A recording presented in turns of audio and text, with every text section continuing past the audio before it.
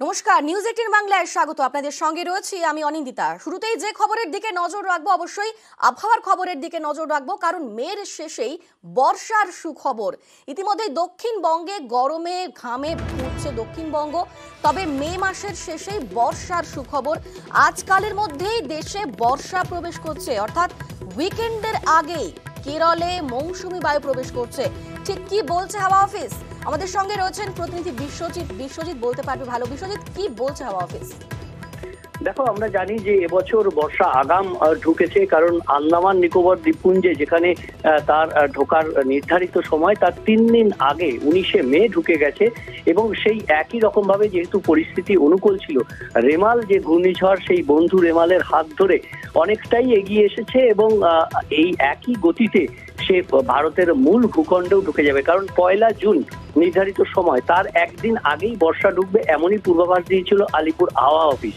এবং সেই মতোই আবহাওয়া দপ্তরের পূর্বাভাস অনুযায়ী আজকালের মধ্যেই মৌসুমী বায়ু অনুকূল পরিস্থিতি সম্ভবত আজকেও ঢুকে পড়তে পারে কেরলে, এরকমই পরিস্থিতি রয়েছে। এবং শুধু কেরল নয়, কেরল সহ উত্তর পূর্ব বঙ্গোপসাগর হয়ে একেবারে উত্তর পূর্ব ভারতের রাজ্যগুলিতেও আগামী 2-3 দিনের মধ্যে এই মৌসুমী বায়ু বা বর্ষা ঢুকে পড়তে পারে। অর্থাৎ বর্ষার যে আগাম বার্তা, সেই আগাম গতি রেখেই এবার বর্ষা এগোচ্ছে। ভারতের মূল ভূখণ্ডে বর্ষা আসছে, কিন্তু বাংলায় বর্ষা আসতে উত্তরবঙ্গে 7 থেকে 8ই জুন এবং দক্ষিণবঙ্গে 10 থেকে 11ই জুন। এখন বাংলায় কবে বর্ষা আসে সেদিকেই প্রতীক্ষায় বাংলাবাসী। একেবারে যদিও মৌসুম ভবনের এই খবরে আশার আলো দেখছে বাংলাবাসী থেকে শুরু করে দিল্লিবাসী। দক্ষিণে ভ্যাপসা গরম আর অস্বস্তি থাকলেও উত্তরে কিন্তু দুর্যোগ, কারণ দফায় দফায় বৃষ্টি হচ্ছে উত্তরের জেলায়। উত্তরে আজও অতি ভারী বৃষ্টির পূর্বাভাস দেওয়া হয়েছে, বজ্র বিদ্যুৎ সহ বৃষ্টির সঙ্গে ঝড়েরও পূর্বাভাস।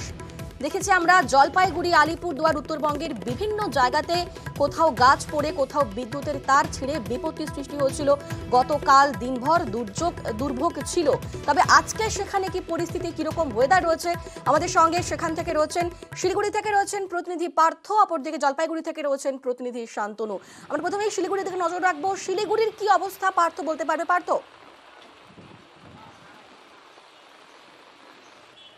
এখন তোমাকে জানিয়ে রেখে যে ঝড় বৃষ্টির যে পূর্বাভাস রয়েছে গোটা উত্তরবঙ্গ জুড়ে, শিলিগুড়িতে কিন্তু তার ব্যতিক্রম নয়। এবং গতকাল আমরা দেখেছি রাতের পর থেকে কিন্তু দফায় দফায় বৃষ্টি হয়েছে, সঙ্গে ঝোড়ো হাওয়াও কিন্তু বয়েছে শিলিগুড়ির উপর দিয়ে।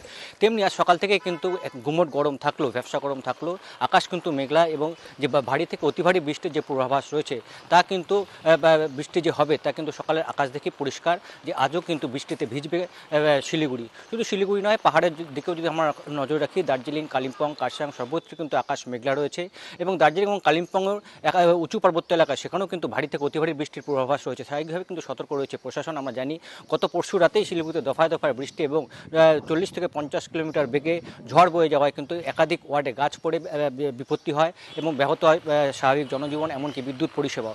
তো স্বাভাবিকভাবে কিন্তু বেশ সক্রিয় রয়েছে, সচেতন রয়েছে স্থানীয় প্রশাসন, পৌরসভা থেকে বিদ্যুৎ বন্টন নিগম লিমিটেডের কর্তারাও, তারা কিন্তু যথেষ্ট সচেতন, সজাগ রয়েছে।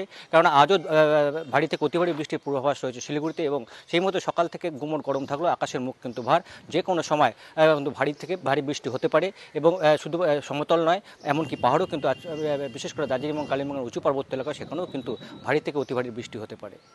একেবারেই বিভিন্ন জায়গাতেই সকাল থেকে মেঘলা আকাশ, পাহাড়ে দুর্যোগের সম্ভাবনা আজকেও। গতকালকে দিনভর দুর্যোগ কেটেছে জলপাইগুড়ি, শিলিগুড়িতে বজ্র বিদ্যুৎ সহ ঝড় বৃষ্টির পূর্বাভাস রয়েছে আজকেও। আর জলপাইগুড়ির ছবিটা আমরা একবার দেখবো, আমাদের সঙ্গে সেখান থেকে রয়েছেন প্রতিনিধি শান্তনু।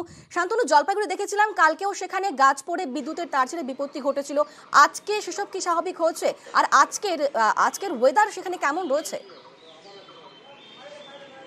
দেখো, গতকালকে কিন্তু আবহাওয়া দপ্তর জানিয়েছিল যে ভারী বৃষ্টির পূর্বাভাস রয়েছে, সেই মতোই কিন্তু গতকাল রাত থেকেই বৃষ্টি শুরু হয়েছে জলপাইগুড়িতে। দফায় দফায় বৃষ্টি হয়েছে জলপাইগুড়ি বিভিন্ন অংশে, এবং পাশাপাশি আজকে সকালেও বৃষ্টি হয়েছে।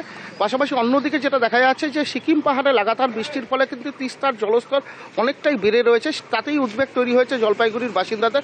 কারণ জলপাইগুড়ি জেলা 4টি ব্লকের মধ্যে দিয়ে কিন্তু প্রবাহিত হয়েছে তিস্তা নদী।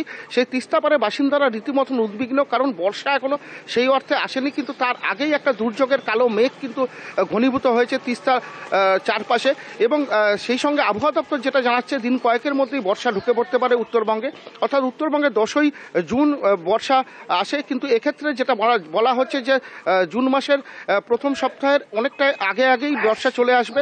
সেই কারণেই কিন্তু একটা উদ্বেগ আরও মাথাচাড়া দিয়েছে, কারণ আগামী দুদিন কিন্তু ভারী বৃষ্টিপাতের পূর্বাভাস রয়েছে।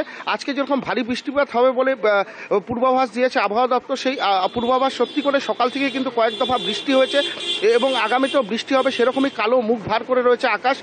সেক্ষেত্রে কিন্তু তিস্তা নদী এবং সংলগ্ন এলাকার বাসিন্দাদের মধ্যে কিন্তু একটা উদ্বেগ তৈরি হয়েছে, কারণ পাহাড়ে লাগাতার বৃষ্টির ফলে কালীঝোড়া ব্যারেজ থেকে জল ছাড়া হচ্ছে, সেই জল গজলডোবা হয়ে কিন্তু দফায় দফায় ছাড়া হচ্ছে তিস্তা নদীতে। সেক্ষেত্রে কিন্তু নদীর জলস্তর অনেকটাই বৃদ্ধি পেয়েছে, আর জলস্তর বেড়ে যাওয়ার কারণেই কিন্তু তিস্তার যে চর এলাকা রয়েছে অর্থাৎ নিচু এলাকাগুলো প্রবাহিত হওয়ার একটা সম্ভাবনা তৈরি হয়েছে। কারণ গতকালকেই আমরা লক্ষ্য করেছি যে লালটং বস্তি এবং টোটগাঁও বস্তি এলাকায় জল ঢুকে গেছে, কয়েকশো পরিবার কিন্তু জলবন্দী হয়ে পড়েছিলেন।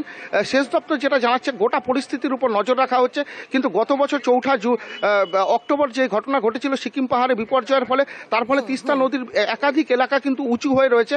সেই সব ক্ষেত্রে দেখা যাচ্ছে যে নদী অন্য খাতে বইছে। ময়নাগুড়ির বাকালি এলাকা একটা বিপজ্জনক পরিস্থিতি তৈরি হয়েছে। গতকালকের পরিস্থিতি পর্যালোচনার পর সেচ দপ্তর জানাচ্ছে বাকালি এলাকা দিয়ে প্রবাহিত হচ্ছে তিস্তা নদী, অর্থাৎ পাহাড়ে যদি আরও ভারী বৃষ্টি হয়, সমতলে পাল্লা দিয়ে যদি বৃষ্টি হয়, তাহলে কিন্তু তিস্তার বাকালি সহ থাকছে। এখনো পর্যন্ত সেরকমটাই আশঙ্কা রয়েছে। আমরা দেখলাম যে উত্তরবঙ্গে বৃষ্টি চলছে, গরম থাকলেও সেখানে বৃষ্টি হবে এবং আজকেও সেখানে বৃষ্টির সম্ভাবনা রয়েছে। কিন্তু দক্ষিণবঙ্গে এই ভ্যাপসা গরম, এই অস্বস্তি কবে কাটবে জানাবো ছোট্ট একটা বিরতির পর।